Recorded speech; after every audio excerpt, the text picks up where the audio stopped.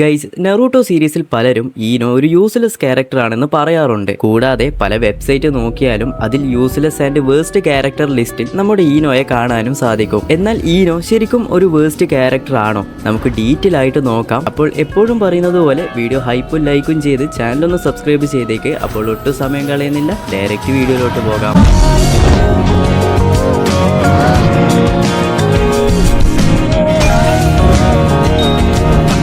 Okay, സാക്കുറയെ trash എന്ന് പറഞ്ഞാൽ ഞാൻ ഒരു പരിധി വരെ അത് സമ്മതിച്ചു തരും. എന്നാൽ ഈനോയെ അത് പറഞ്ഞാൽ ഞാൻ അത് സമ്മതിച്ചു തരില്ല. സ്റ്റാർട്ടിങ്ങിൽ നോക്കിയാൽ ചെറുപ്പത്തിൽ സാക്കുറയുടെ ഒരു ബെസ്റ്റ് ഫ്രണ്ട് ആയിട്ടാണ് ഈനോ ഉണ്ടായത്. സാക്കുറ കരയുന്ന സമയത്ത് നമ്മുടെ ഈനോയാണ് സാക്കുറയെ മോട്ടിവേറ്റ് ചെയ്തിരുന്നത്. കൂടാതെ അവൾക്ക് ഒരു ഐഡന്റിറ്റി തന്നെ ക്രിയേറ്റ് ചെയ്തത് നമ്മുടെ ഈനോ ആണ്. അതുപോലെ നമ്മുടെ ടീം 7 ഇല്ലേ, നെറൂട്ടോ, സാസ്കെ, സാക്കുറ, അതുപോലെ തന്നെയാണ് ഇവിടെ ഈനോ, ഷിക്കമാറു, ചോജി സീരീസിലെ one of the best trio ഇവരുടേതാണ്. ഇവരുടെ ഈ ഒരു ഈനോ ഷിക്കാച്ചു എന്ന ഫോർമേഷൻ ജനറേഷനായി വരുന്ന ഒന്നാണ്. ചുനിയൻ എക്സാമിൽ പോലും ഇവർ സാസ്കെ ആൻഡ് സാക്കുറ രണ്ടുപേരെയും സേവ് ചെയ്യുന്നുണ്ട്. അതുപോലെ ഇവരുടെ ആസുമ സെൻസെ മരിക്കാനായ ആ ഒരു സമയം ഈനോ ഹീൽ ചെയ്തത് കൊണ്ടാണ് പുള്ളിക്കാരൻ പറഞ്ഞ ലാസ്റ്റ് വേർഡ് ഷിക്കമാരു കേട്ടത്. എന്നാൽ ഇതിനൊക്കെ ശേഷം 4th ഗ്രേഡ് നിഞ്ച വാറിലാണ് ഈനോയുടെ ഡെഡിക്കേഷൻ സ്റ്റാർട്ട് ആകുന്നത്. ഈനോ, ചോച്ചി, ഷിക്കമാരു 3 പേരും കിങ്കാക്കുവിന്റെ കൂടെ ഫൈറ്റ് ചെയ്യുന്ന സമയം കിങ്കാക്കുവിനെ ആർക്കും ഒന്ന് സീൽ ചെയ്യാൻ കഴിയുന്നില്ല. എന്നാൽ ഈനോ തന്റെ മൈൻഡ് ട്രാൻസ്ഫർ ജിറ്റ്സു വെച്ചാണ് കിങ്കാക്കുവിനെ സീൽ ചെയ്യുന്നത്. ഈ സമയം നമ്മുടെ കിങ്കാക്കു ആണെങ്കിൽ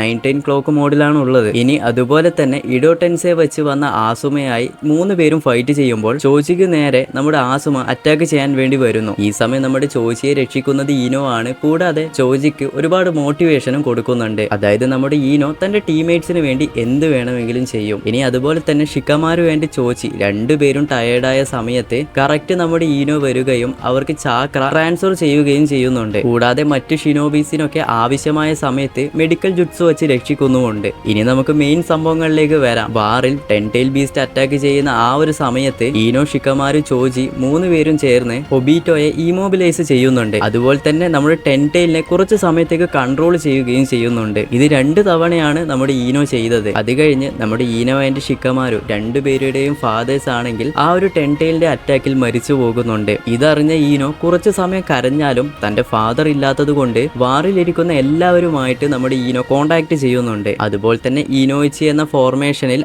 ആദ്യത്തെ കുനോയിച്ചിയാണ് നമ്മുടെ ഈനോ. അതുപോലെ ഇതുവരെ വന്നതിൽ ഈനോ, ഷിക്കമാരോ, ചോജി ഇവരുടേതാണ് ഏറ്റവും ബെസ്റ്റ് ഫോർമേഷൻ. ഇവരുടെ ഈ ഒരു ഫോർമേഷൻ കണ്ട് നമ്മുടെ ഹാഷിരാമ വരെ ഇംപ്രസ് ആകുന്നുണ്ട്. എന്തിനെന്ന് പറയാൻ നമ്മുടെ ഈനോ ഹാഷിരാമ മറ്റുള്ളവരുമായി കോണ്ടാക്ട് ചെയ്യുന്ന രീതിയിലും ഇവിടെ കാണിച്ചു തന്നിട്ടുണ്ട്.